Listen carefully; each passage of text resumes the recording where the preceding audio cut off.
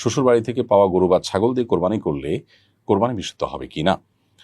এর উত্তর হলো যে শ্বশুরবাড়ি থেকে কোরবানির পশু যদি সামাজিক বাধ্যবাধকতার কারণে দেওয়া হয়, অর্থাৎ শ্বশুরবাড়ির লোকজন নিরুপায়, সিস্টেম এটা যৌতুক হিসাবে বা সামাজিক নিয়ম মানতে গিয়ে তারা দেয়, সন্তুষ্ট চিত্তে নিজেরা গিফট হিসাবে নিজেদের থেকে স্বপ্রণোদিত হয়ে দেননি, এবং সিস্টেম আছে দিতে হয় তাই দিচ্ছেন। অনেক সময় দেখা যায় যে শ্বশুররা কষ্ট করে হলেও টাকা জোগাড় করে এটা করতে হয়। তো এইরকম ভাবে যদি দেওয়া হয় তাহলে সেটা আসলে গ্রহণ করাই জায়েজ নয়, সেটা গুনাহের কথা, সেটা যৌতুক হিসাবে না জায়েজ হবে।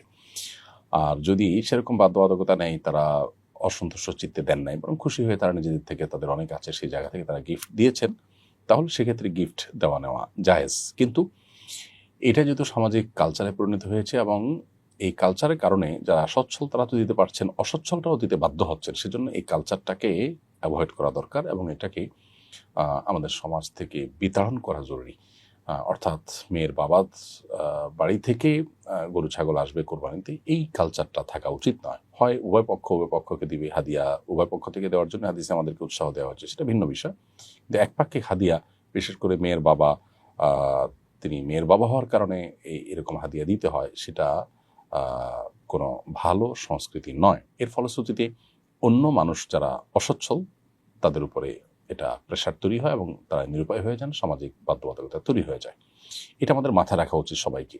এরপরও যদি পরস্পরকে এরকম কোনো গিফট দেন, তাহলে সেই গিফটের পশু দিয়ে কোরবানি করলে, সন্তুষ্ট চিত্ত দিলে এবং কোনো প্রকার বাধ্যবাধকতার বাইরে থেকে যদি দেওয়া হয়, তাহলে এটা জায়েজ আছে এবং এটা দিয়ে কোরবানি দিলে কোরবানি হবে। কিন্তু আবারও বলছি, কালচারটাকে আমাদের অ্যাপ্রিসিয়েট করা উচিত না এবং এটা দূর হওয়া উচিত। অন্য কোনোভাবে হাদিয়া আদান প্রদান, এবং হাদিয়ার ক্ষেত্রে একপাক্ষিক না হয় উভয়পাক্ষিক আদান প্রদান থাকার কালচার হতে পারে, সেটা ভিন্ন বিষয়।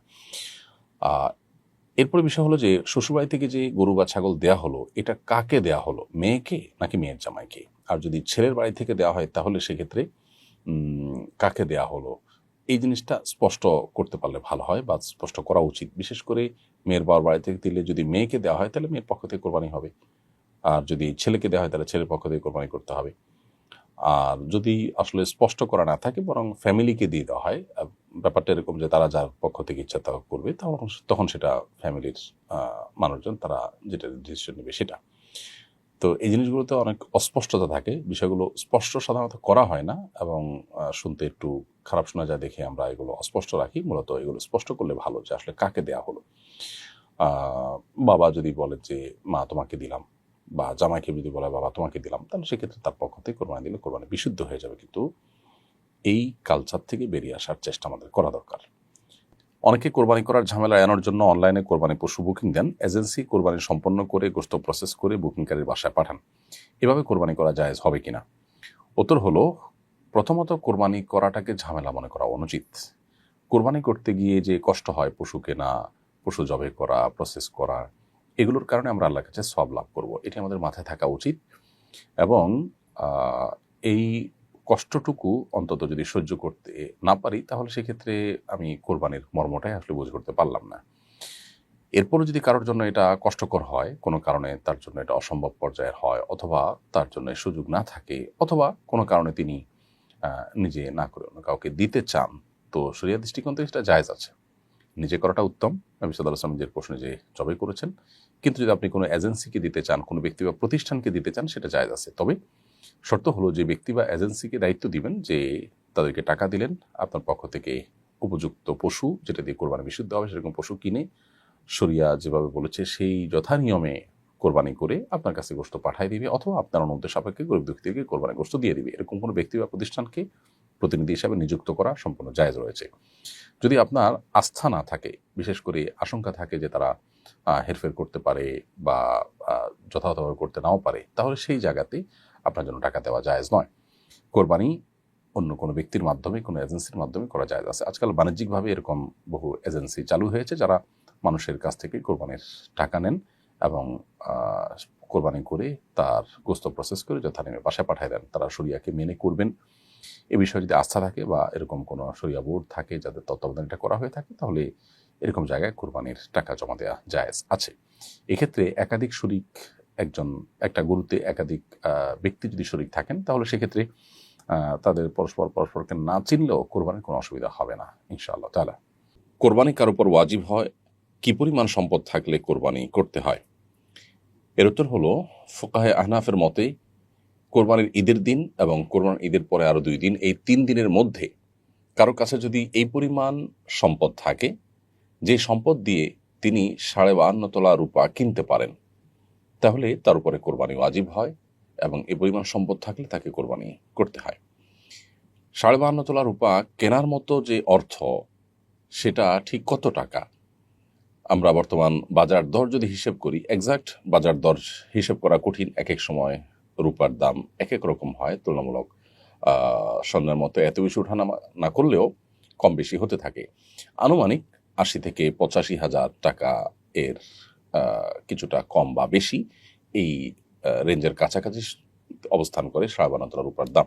তো এই পরিমাণ নগদ অর্থ যদি কারোর থাকে কারোর কাছে এই কোরবানির দিনগুলোতে, অথবা এমন জিনিসপত্র, অলংকার, বসতবাড়ি কিংবা বসতবাড়ির বাইরে অতিরিক্ত জমি জমা, যেগুলো উপরে তার বসবাস ভরণ পোষণ নির্ভরশীল না, এরকম অতিরিক্ত সহায় সম্পদ যদি থাকে, ব্যবসার মালামাল যদি থাকে, নগদ অর্থ যদি থাকে, তাহলে তার উপরে কোরবানি আবশ্যক হয়।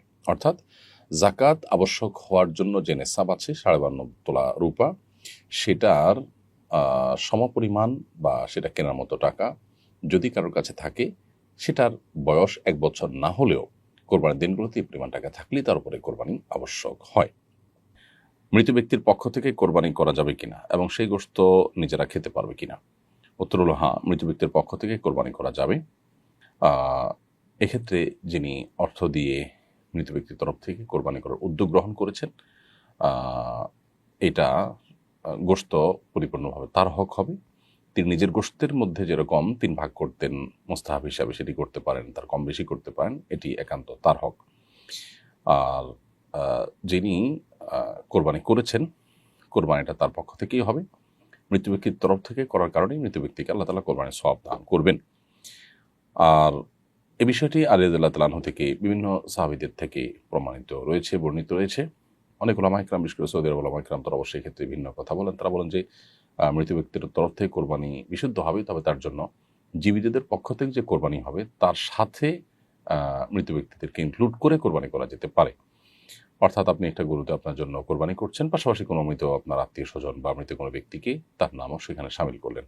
তারা সেটাকে শর্ত জুড়ে দেন যে জীবিত ব্যক্তির সাথে মিলিয়ে মৃত ব্যক্তির কোরবানি করা যাবে। যদিও সাহাবা ইকরাম থেকে সাধারণভাবেই মৃত ব্যক্তির তরফ থেকে কোরবানি করার বিষয়টি প্রমাণিত বা বর্ণিত রয়েছে। যারা হজ করছেন তাদের কি দেশে কোরবানি করতে হবে?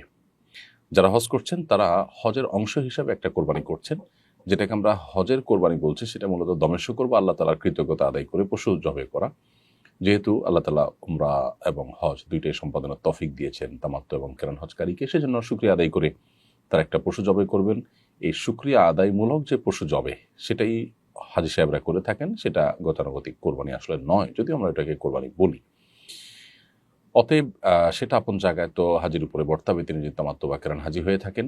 এর পাশাপাশি তিনি যদি মুকিম হয়ে থাকেন, তাহলে মূল কোরবানিটাও তার উপরে বর্তাবে। অনেকে হজ করতে যান, দীর্ঘদিন সেখানে থাকার নিয়ত করেন, অর্থাৎ মুকিম হয়ে যান, মুসাফির আর থাকেন না। মুসাফিরের বিধানের বাইরেতে যদি থাকেন, মুকিম হয়ে যান, অনেকদিন থাকার নিয়ত থাকে, তাহলে সেক্ষেত্রে তার উপরে হজের যে কোরবানি, অর্থাৎ দমে শকর বা শুকরিয়া আদায় করে যে পশু জবাই, সেটা তো বর্তাবেই, পাশাপাশি কোরবানিও বর্তাবে। সেই কোরবানিটা তিনি যেখানে আছেন সেখানে, অর্থাৎ সৌদি আরবে করবেন, নাকি দেশে কাউকে প্রতিনিধি হিসাবে নির্দেশ করবেন কাউকে কোরবানি সম্পাদন করার জন্য, সেটা একান্ত তার ব্যাপার। অর্থাৎ কোরবানি তার করতে হবে দমে শকর বা হজের যে কোরবানি সেটার পাশাপাশি। আর যদি মুসাফির হয়ে থাকেন, যেমন অনেকে শর্ট প্যাকেজে যান, মক্কাতে 7 দিন 8 দিন 9 দিন 10 দিন থাকবেন, আবার মদিনায় 4-5 দিন থাকবেন, তাহলে সেক্ষেত্রে শর্ট প্যাকেজ যারা যাচ্ছেন বা মুসাফির হিসাবে যারা গণ্য হচ্ছেন, তাদের জন্য আসলে মূল কোরবানি অর্থাৎ ঈদের দিনে যে সাধারণ কোরবানি, সেটা আবশ্যক হয় না। অতএব তারা হজের কোরবানিটাই করবেন, আর অতিরিক্ত তাদের কোরবানি আবশ্যক হবে না। তারপরেও যদি তাদের তরফ থেকে দেশে কোরবানি করা হয় বা সেখানে এক্সট্রা কোরবানি করা হয় ঈদের দিন আলাদা করে, তো সেটা নফল হিসাবে হয়ে যাবে। আর হজের মূল কোরবানি যেটা দমে শকর, সেটা তো থাকছেই।